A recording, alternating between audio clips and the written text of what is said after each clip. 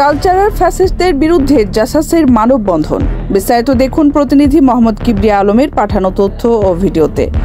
বাংলাদেশ জাতীয়তাবাদী সামাজিক সাংস্কৃতিক সংস্থার উদ্যোগে রাজধানীতে কালচারাল ফ্যাসিস্টদের বিরুদ্ধে এক মানববন্ধনের আয়োজন করা হয়। অনুষ্ঠানে প্রধান অতিথি হিসেবে উপস্থিত ছিলেন বিএনপির জাতীয় স্থায়ী কমিটির সদস্য বেগম সেলিমা রহমান। বিশেষ অতিথি ছিলেন বিএনপির সহস্থানীয় সরকার বিষয়ক সম্পাদক শাম্মী আক্তার এবং জনতার মেয়র, বিশেষ সরকারি চেয়ারপারসনের পররাষ্ট্র বিষয়ক উপদেষ্টা কমিটির সদস্য ইঞ্জিনিয়ার ইশরাক হোসেন। মানববন্ধনে প্রধান বক্তা হিসেবে বক্তব্য রাখেন বিএনপির যুগ্ম মহাসচিব সৈয়দ ইমরান সালে প্রিন্স। অনুষ্ঠানটির সভাপতিত্ব করেন জাসাসের সভাপতি ইথুন বাবু। এছাড়াও জাতীয় চলচ্চিত্রের বিশিষ্ট গুণী অভিনেতা শিবা শানু বক্তব্য রাখেন।